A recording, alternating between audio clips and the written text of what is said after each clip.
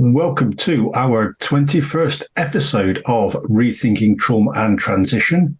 And I think Rethinking Trauma and Transition, we challenge the stigma surrounding trauma and the healing through our podcast. We aim to empower those who are experiencing these challenges, providing them with the knowledge and language necessary to embark on a transformative journey towards a more fulfilling life. And we are very pleased to welcome back our very special guest and friend, Kim. Hi, thanks so much for having me back.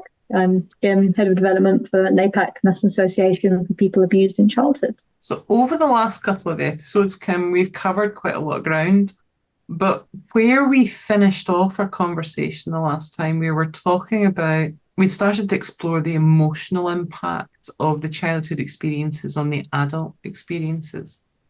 And what really stayed with me was that comment that you made about the fact that it's not always the big bad that does the most damage. And I'm wondering if we could explore that a bit more, because I think there are so many impacts that sometimes we maybe overlook that actually have a massive, profound effect in terms of our life experiences as an adult, yet the root cause of those sits in the childhood experience. Very much. And some of those are not always the obvious ones, as you say, they're not always the big bad. Yet the other experiences may be the ones that actually have the biggest impact in terms of the limitations of our experiences. Yeah. I mean, this is such an important part of what I love about NAPAC's work. We support all survivors, all adult survivors of any type of abuse. And one of the reasons that's been really important to us is there's some incredible organisations out there that will support survivors of sexual abuse, for example. But what we found is that there's a lot of people that may have experienced sexual abuse, but also experienced other types of abuse as well, or had other adverse experiences that they might not be quite sure or comfortable calling abuse, but had a massive impact on them growing up. And there's not many places where they really get to talk about all those different things together and, explore what those emotional impacts have been. And one of the most profound things we've heard over the years is about the emotional side and the betrayal. And that sometimes if someone, was experiencing, a type of abuse and they tried to disclose to somebody and they weren't believed, or they were told it wasn't as bad as that, it couldn't be that bad, or they were believed, but nothing really happened because of it. Like maybe that person was removed from their lives, but everything kind of carried on.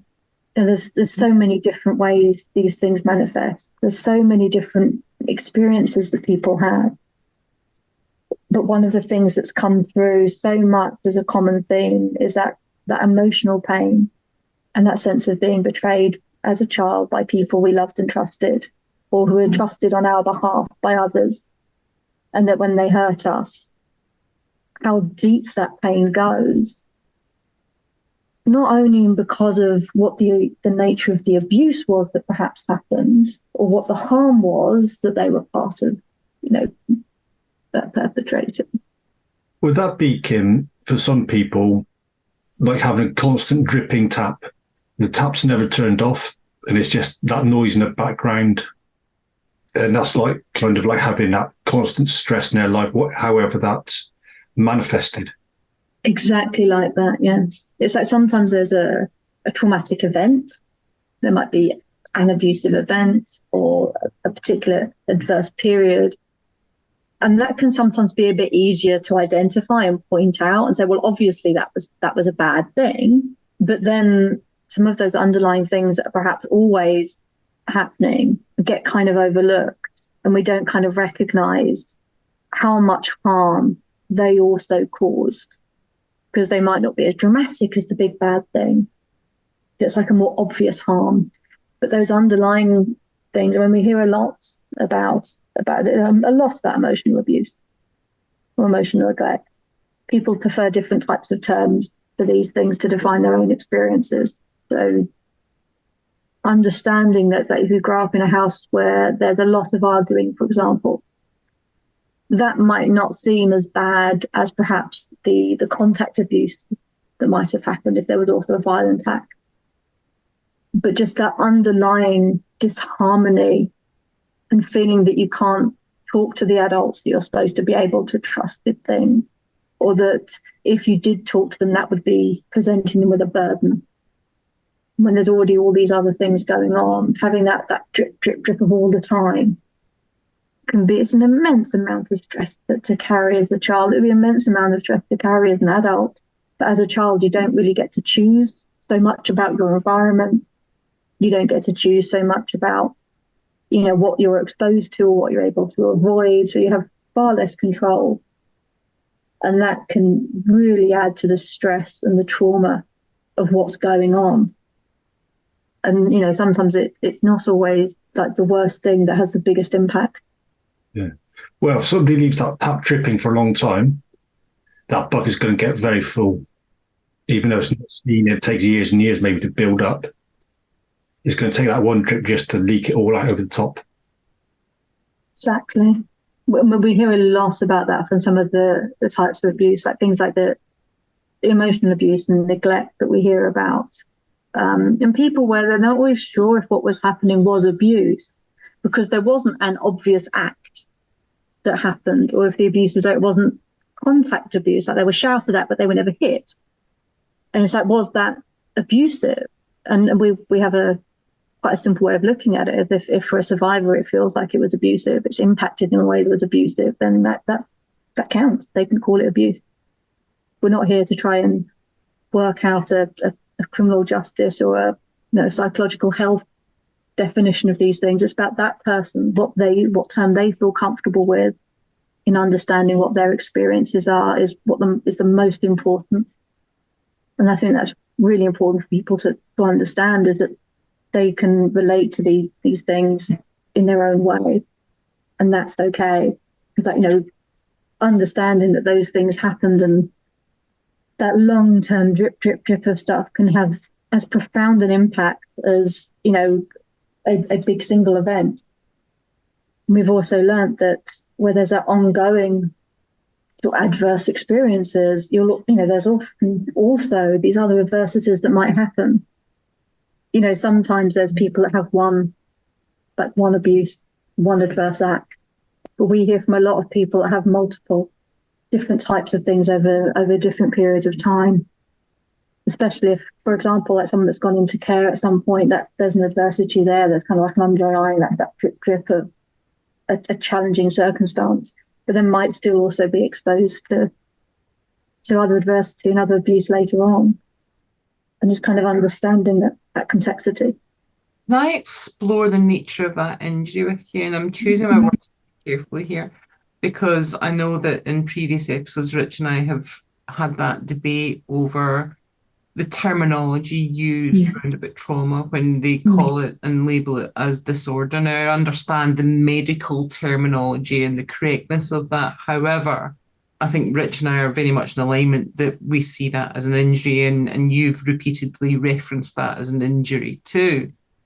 As we're exploring that emotional impact, the thought that occurred to me, Kim, was that in a way, the emotional patterns and responses that we as adult experiences of childhood adverse experiences, the emotional output of that is in a way akin to the long-term bruise of the injury.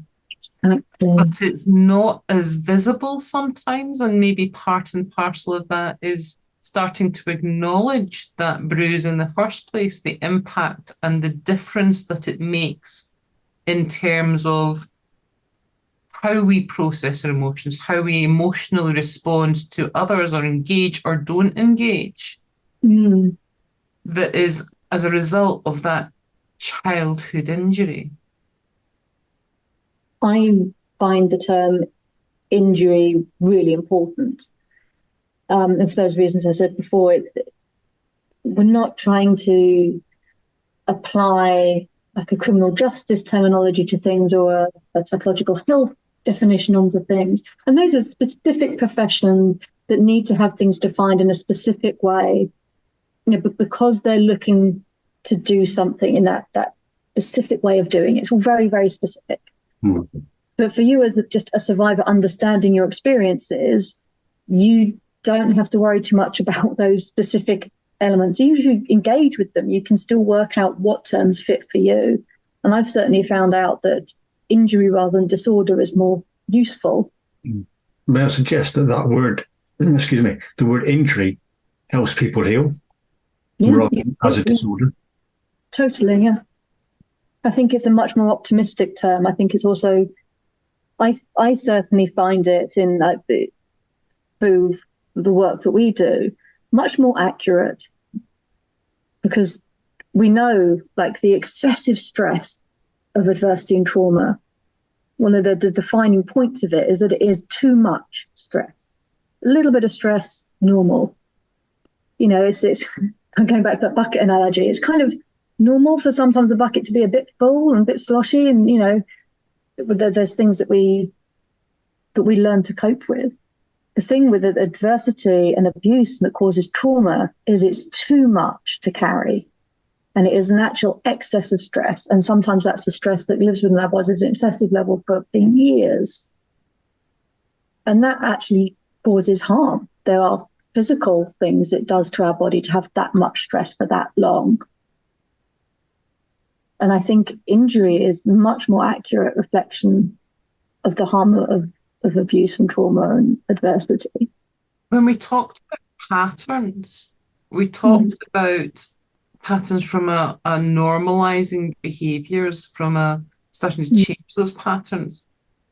And one of those elements that I wondered if you would explore for us was that in a way those patterns become almost like unacknowledged or denied invisible elements of continued self-harm in a way. Yeah. And I know that that's quite an emotive phrase to use for that. And I'm being very deliberate in my choice of words, because I think there are nuances in there in terms of the harm that we experience as a result of our actions. And with those, the ones I'm really thinking about are those relationship-based harms, where we might find that our emotional resilience or capacity to trust in our experiences or risk those experiences in the first place result in almost avoidance, maybe self-sabotage behaviours, denial, that make it very difficult for us in terms of the structure of what others would perceive as a normal, healthy relationship. And again, I don't even like the word normal, because what's normal? But I think it's important to explore that, the ongoing impact of that, because that has to be addressed in order for the healing to start. And I think it's one of those points where we can recognise we're using terms in a conversational way rather than in like a diagnostic tool kind of way. That when we're talking about harms, we're talking about things that, hurt us. We're not necessarily talking about a clinical type of act of self-harm. We're talking about those things that cause us pain and distress that can be really difficult to unpick. But if we go back to that point of you're growing up in a household, for example, where there's lots of arguing, you might learn to just be quiet, be very compliant. And that might be, a way of behaving. It's what we'd consider a friend response a lot of the time. That potentially if there's some disassociation and you look at more like a freeze response. But it's that you're trying to act in a way that reduces the likelihood of the situation accelerating or becoming a target, or other people becoming a target. And that's a lot of responsibility to carry as a kid. Not an appropriate amount of responsibility to carry, not an appropriate amount of stress. But if you grow up with that being the preferable way of behaving, you skip ahead 20 years. If you're in relationships, no, it's been romantic relationships, all different types of relationships with, your friends, your family, even with employers. If your kind of default position, especially if there's conflict or stress, is to kind of take a step back and deprioritize yourself and try and make sure everyone else is, looked after first, or, trying to make sure that things are resolved as amicably as possible, as quickly as possible. it's also, that's the kind of behavior that can get a lot of praise, and it can be really appropriate at points if you're really good at that kind of mediation and, finding amenable solutions. But it can also mean that you're never advocating for yourself, that you're not having a voice in those situations, and that you actually end up taking on things that are harmful for you, that hurt you. But because you've deprioritized yourself so much, you find that's acceptable rather than pushing back and saying, actually, this is what I would want, or we also need to consider this. And you just kind of end up being much more silenced in the negotiations, if you like, of these different kinds of. Or conversely, we unconsciously seek chaos, volatility. Yeah. And as a result, it's almost placing ourselves in that situation where we replicate time and time again the same outcomes, not recognizing that that's actually what we're doing, which then can feed into the why is it always me, the self-blame, the shame, the guilt. What is it about me? What is it I'm doing wrong? And then replicates that whole can't risk belief.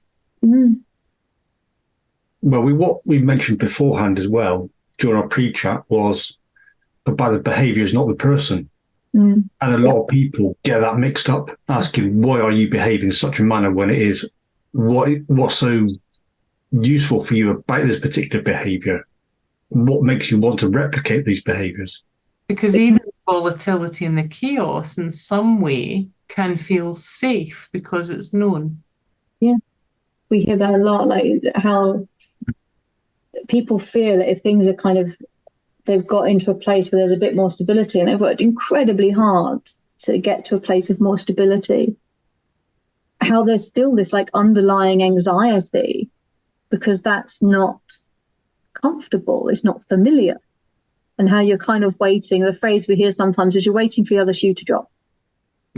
You're waiting for something to go wrong, and that there's that fear that you're going to do something a little bit reckless or spontaneous because that feels more normal. If there's something that you have to be dealing with, there's something that requires your attention, your like emotional, intellectual energy. It can be really unnerving to be in a pretty comfortable rhythm when that's completely unfamiliar. And for a lot of people, that might sound counterintuitive, the fact that calm and repeatable actually is anxiety inducing. Yeah. But that is true for a lot of people. One of the things I found over the years of doing this work is that there's quite a lot of these things that are quite counterintuitive. And one of the reasons for that is that it goes back to the abuse and the adversity isn't a normal experience. It's not something that should be a normal experience. It is an excessive thing that's happened. It's an excessive stressful thing that's happened. We're living with that trauma of it, this injury of it. And when you recognize that, it kind of helps to understand why some of these things that are more widespread considered fine or familiar or desirable don't quite sit as comfortably for us as survivors, because actually that's not something we have experience of. It's contradictory to our experience. So therefore there's quite a lot of healing that's counterintuitive. So in a way, anxiety's purpose is to encourage us to return to a normal state, to get us to alter what's happening round about us to return to normal. Not necessarily return to healthy. That's the important bit. Healthy, because normal is very specific to our experiences. Yeah. What we have experienced as normal. And that then explains the repetition, because we are returning to that adverse state because that was normal. It's what we know how to behave in that situation. Like as a kid, we wouldn't like sit down and have a plan for how to do it. It's like those reactions to stress. But it means to us. Well, I'd suggest we actually were given a plan. Who are caregivers, our parents and other people around. Yeah, we're given that structure that may have also been harmful. Yeah, this can be harmful in of itself. Even from non-abusing family and friends around at that time as well, if the structure they put in place didn't account for the adversity going on, or didn't recognize how harmful some of those things were, it can actually exacerbate some of those points. That we hear a lot as well from people who are like the family and friends who are coming to terms with what happened to a friend or relative. And one of the overarching things they come to us with is a huge sense of guilt that they didn't know, they couldn't tell, they did or didn't act in a particular way. And it's kind of recognizing as well that abuse and adversity, it can hurt a lot of people, obviously the primary victim, but it kind of hurt the whole community. That's that vicarious trauma, isn't it, that we're talking about before? Exactly. It's, these things are so wrong. Just the fact that they happen causes us pain. And that's something that I think can also help with the healing, because when we're looking at that emotional sense, like the emotional harm that happens, that's often some of the most enduring pains that are the hardest to heal because they are harder to identify. And then you look at that in that wider context of what sort of behaviours have been normalised, whether they're healthy or not, and you want to get into a healthier place that you're kind of addressing. I don't want to have an explosive temper anymore. I want to be able to address why that happened, or I want to, be more assertive. I want to advocate for myself more in these conversations. So how do I go about sort of making those changes and, maintaining those relationships? I don't want to lose those people. And you begin to recognize then that a lot of those concerns are quite universal. And it can help quite a lot to recognize that some of the people who were perhaps concerned about disclosing to will have a similar sense as well, because they don't want to cause us more pain either. So there's kind of a bit of a common ground there where we're recognizing there is a lot of pain and harm, but we didn't cause it to each other. And that some of that healing can come from just recognizing that this is something that we both recognize and it is upsetting or painful or harmful, and just being comfortable to sit with it for a while without trying to go necessarily into the details until you're ready to or you want to, but just being able to recognize this is real and we're managing this is what we're living with, and we want to do things in a different way because it's, we don't want to repeat patterns that cause us harm or cause harm to other people. One of the reasons why I suppose we wanted to discuss ACEs in a bit more detail was the link between ACEs and the experience of complex trauma. Yes. Because trauma is challenging enough in terms of the recovery pathway from it. But when there's that added complexity of the emotional landscape in there, the impact of that emotional bruise, the emotional damage, the emotional injury, then that makes it much more interwoven and knotted to start to unpick. Now, that can happen through our adult experiences. And that's normally, you see that quite commonly within, for instance, domestic violence situations, maybe narcissistic or coercive control relationships, those sorts of elements there. But there's almost, if we've experienced ACEs, we're almost entering into those adult situations with a bruise already in creation there. Which means that when we as an adult experience further trauma, it is more likely to become intertangled with that emotional bruise that's already there. Which means recovery then isn't just about dealing with the classics of post-traumatic stress, which would be the hypervigilance, the flashbacks, those sorts of elements. You've now got an extra layer in terms of internal belief systems, sense of worth, sense of value, or a connectivity or ability to connect with others and what those connections look like. That sense of internal judgment, guilt, and shame.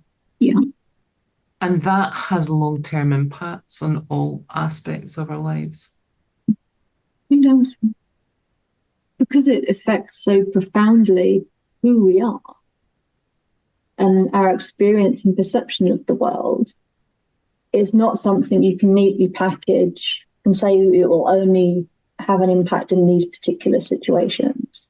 I think the classic one is, loud noises being a trigger for flashbacks. If you've, been in either a war zone or like a terrorist bombing or something like that, it's like, well, there's quite a clear cause and effect there. With abuse and adversity, where you've got that underlying emotional harm, you don't know when, like, what all those triggers might be or what might be particularly hard or easy to deal with. It's much less clear. I've actually found one way of explaining it is it's like having a shrapnel injury. Because like if you've got an external injury, you can see that you can see there was a scar, you can see that there's been healing. If something's inside, you can't really see it, but it's there and it's going to impact what you can and can't do and your comfort levels. And sometimes emotional injuries feel a bit like that. Like it's always there. It's part of you. You shouldn't have to have it. You did nothing wrong, but it's there. And understanding it can kind of help you navigate as you go forward to reduce the likelihood you're going to get bruised again. Well, that's that self-blame, isn't it? Is I was a cause of, as you mentioned earlier, say the parents arguing or whoever it was arguing, and it's my fault because I caused them to do that. Yeah, there's a lot of that internalizing, and some of the key parts of healing can be recognizing that as a child you don't have that amount of power or control, or it was not down to you. And whilst that's true, it can also be, I think we talked before about how there's a grief to that, to realizing how little power we had at that age and how small we were as children, and realizing how much we were hurt then. It can be really sad and upsetting to recognize that happened. But allowing ourselves to have some of that grief and express that emotion can also be hugely healing. And it's one of those things that when we're older and we can have healthier relationships, and healthy relationships begin to mean something tangible to us because we know that we can, talk freely, that we can have, quite emotional conversations in a comfortable way, and how significant that is for us. And that it can take a lot of work to build up that trust. I return to that concept of shrapnel because I'm really liking that metaphor. I think it's so accurate in so many ways. And I'm reflecting on conversations we've had with you, Kim, where we've been talking about those moments of re-experienced hurt. I'm using that instead of the word trigger because I think it's a re-experienced hurt that catch us unawares sometimes, because it's a bit like if we're filled with buckshot or shrapnel, and sometimes those pieces move and we can't always anticipate where we'll feel that hurt or that niggle or that sharp bite. And that makes it much more challenging sometimes in navigating that.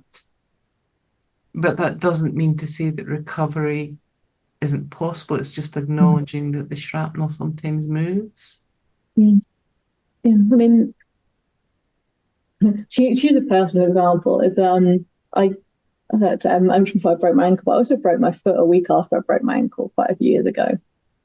And there's a loose little bit in my foot now, a little bit of bone that's sheared off. And sometimes it's fine for weeks or months. And then my foot goes down at a slightly wrong angle. And then for the next week, 2 weeks, every movement is painful. And it's been years. It should be fine by now. It's a tiny little thing. And there's nothing I do wrong that means it suddenly hurts. But when it's hurting, it affects so many different things that should be easy and normal. And it was one of those things that happened that kind of helped me understand a bit more about how my triggers worked as well, how those emotional recalls worked. But I didn't get to pick when they happened. I didn't get to pick how much they affected me. sometimes it's literally a second of just remembering a thing, like a word or a name or a place, and it's a horrible feeling, but it dissipates quite quickly. Other times it lingers for, hours or days, and it's horrible. Yeah, Muhammad Ali said something along the lines of, "It's not the mountain that does you harm; it's a little pebble that gets you gets under your skin." Yes.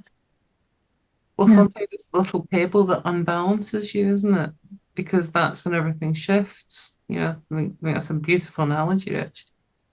And I'm also pondering that sometimes it's also, we might know these things are hurts, but sometimes the different packaging or clustering of them makes them more difficult for us to deal with in the moment. And if it comes at us, maybe not necessarily individually, where we've learned to manage that, to respond to that and go, actually, I'm okay with that now, that no longer has its impact. Yet the minute we cluster it with something else in a different unfamiliar pattern, we might find that actually there is another bruise there. It's one of the things that I think a lot of people call NAPAC, feeling like they should be over it by now. But something else has happened that kind of revived the hurt. And it's really useful for there to be a service and somewhere they can just talk about these things. It doesn't matter how long it's been.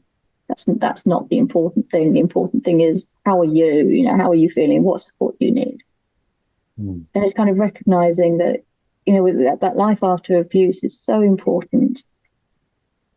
But we also, we need to be kind to ourselves, because these are things that did happen and we are living with, and that sometimes we might need to talk out a part of it that we hadn't recognized was causing us hurt, or just kind of acknowledging like what that pebble in our shoe is at that particular moment, and just kind of being able to put it aside so we can keep going on and coping well and living our best lives, as the phrase goes.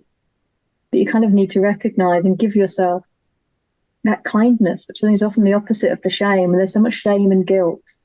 I think sometimes we need to be kind to ourselves and acknowledge that there was hurt and that we maybe need to talk about it or get support about it and give ourselves a bit of space about it. And that's okay.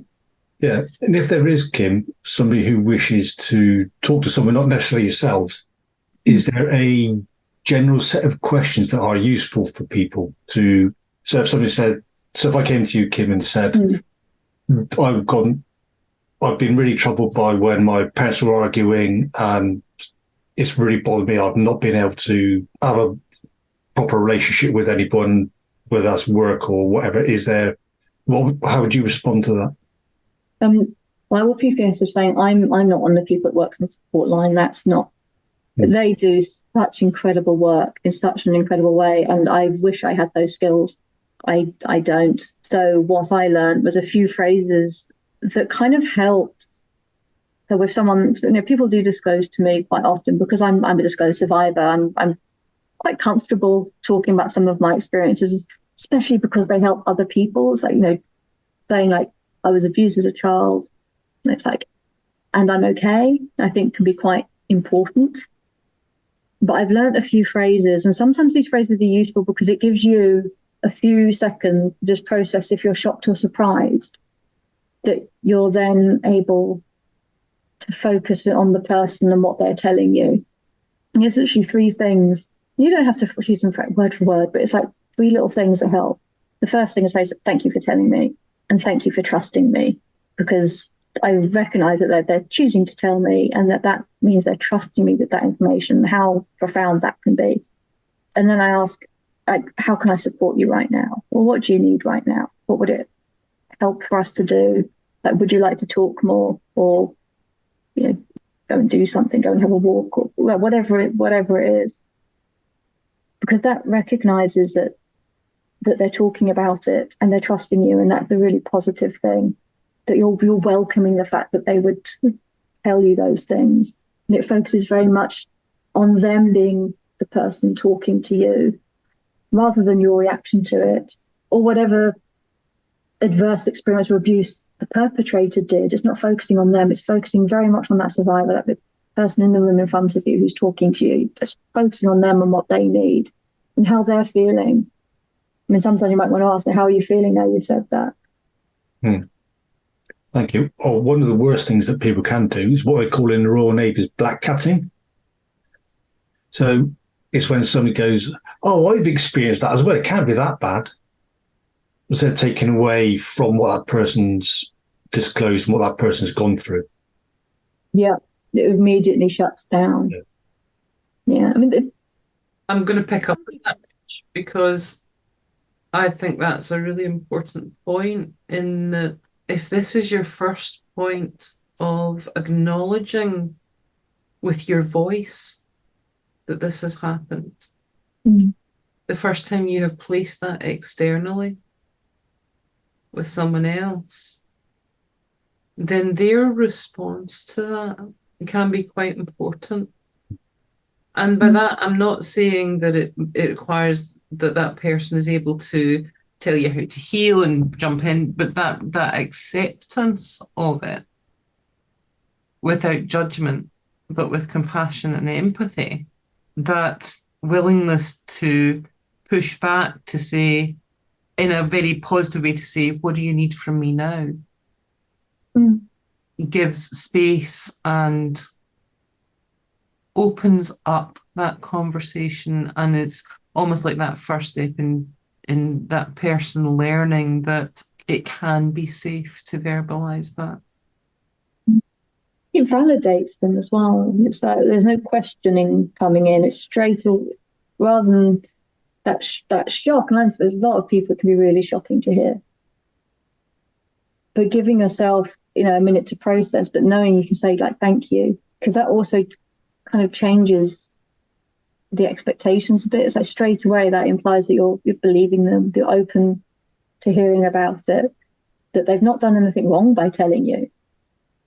And I think, Rich, what you were just saying there about the black catting, that thing about that scene in Jaws where people are comparing how big and bad the shark bites are, and it's like it's not about a competition or about minimizing.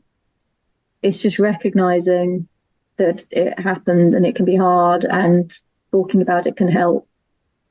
Because I think sometimes the survivors as well, sometimes we go, oh, me too. The Me Too movement was so profound. And for some survivors, it gave them an opportunity to disclose without there being too much focus on them as an individual as well, because it was like, lots of people were doing it. It became a bit easier to say, me too, without actually giving any details. Just to be able to acknowledge that they'd had these experiences, and maybe they didn't want to talk about them in great detail, but did want to acknowledge they'd happened. And you'll find sometimes, I've had people disclose to me, and I'll be like, I'm a disclosed survivor too. Thank you for telling me. Just kind of letting them know that it's okay, and that we can talk about those things. And I do then often give them the NAPAC's details or something like that, because I'll be there in a friend capacity rather than a professional capacity, and it can really help to talk to someone who's experienced in all these different, emotional elements, and we'll be able to hear them in a way that's really, really beautiful and profound. But I think it helps so much if people just do feel a bit more comfortable taking those disclosures or hearing that these things happen. Just be like, oh, thank you for trusting me. Is there anything you need? How can I support you? Good place to start. And just to go off slightly off topic, that's a very similar thing to if somebody discloses potentially going to complete suicide. Looking at that, very, very similar kind of phrases and to be used with that as well. They're generally good phrases for dealing with any actual trauma or crisis. Yeah, I think partly because they're quite calm and they're validating, and they open up the conversation. They're neutral, aren't they? They don't put any emphasis on why you're doing that. Make like accusation. It's not accusatory, is it? Yeah, there's no questions like, are you sure? Yeah. What's wrong? There's none of those things that, that like the negative terms, that we don't have to justify ourselves in that moment. Then we can just focus on how we're feeling. Yeah. And starting with being thanked for trust, I think, is also really helpful when you're feeling insecure or vulnerable or guilt. You've got the guilt and shame. And as you mentioned previously, Kim, during our chat initially, it's all about the now and what can we do for you now? Not worry about what's going to hold in the future, what you're going to plan to do next. Is just focusing what we can help you with currently. Yeah. I think it's both, meeting you where you are. Yeah. Well, I think that also comes back to the difference between the statement, what's wrong with you, and the statements, what happened to you or what did you experience? And the last two are very much more accepting. There's no judgment in either of them. And they leave the ground right open for the individual to make a choice over what they choose and choose not to then forward share. Whereas what's wrong with you attributes blame and shame and guilt and responsibility where there should be none. Exactly. And that's so impactful, asking those questions in those ways. It makes such a difference to how the words we use when we're answering them, and the way we think about ourselves and our experiences. It makes such a difference when we're asked, what we want, which was the focus of my research was looking at self-identified positive outcomes, because it just hadn't really been explored before. There was always that looking at it either from a criminal justice perspective or a health perspective, with that diagnostic tools.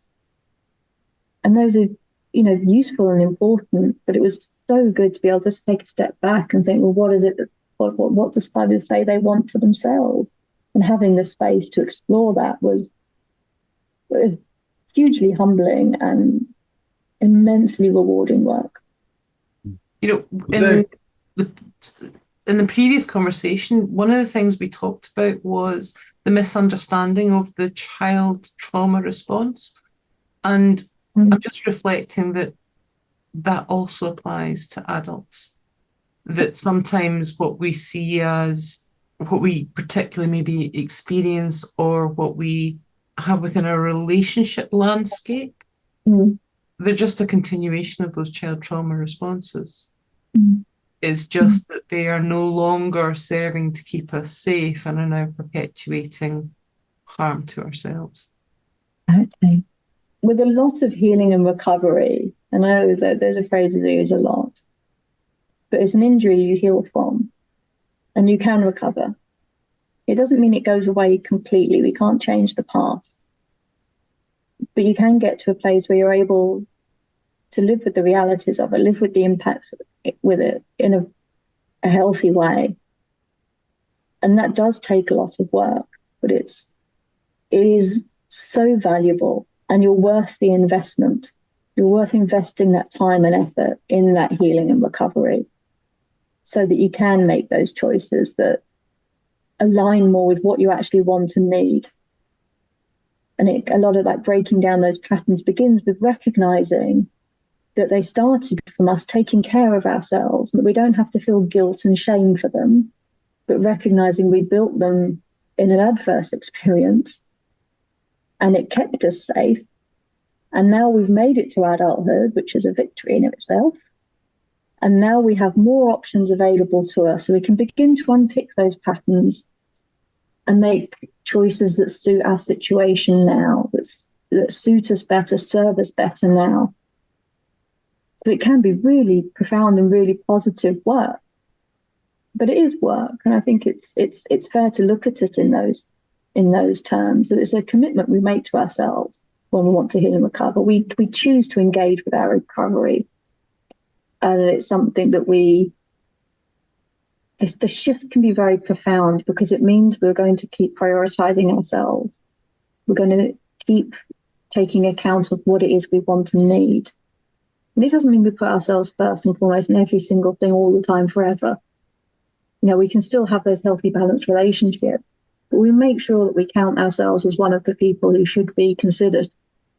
And that can sometimes be a shift when we begin to recognize that there's things we want and need, and how we can advocate for those things, and what choices we might make, whether we want to, go back and do another degree or change career paths or, have a family or not. The kinds of things that just make us feel more comfortable with our lives can be really, really important. I'm ticking those patterns. I think it's what you mentioned beforehand, Ali, isn't it? It's a journey of choices. Yeah, exactly that. Yeah. And recognizing we get different choices at different parts, that just keeps going. We can keep making discoveries and choosing things. Positive, healthy choices. Exactly. Because when we're not in those situations where we have so few options, that now we know we have so many more options as we get older. The more we heal, the more we recover, the more positive things we can choose for ourselves. And that can be pretty fantastic. Would that be a good time to stop there? Yeah. Fantastic. Thank you very much. Thank Thanks, you. Kim. Thank you.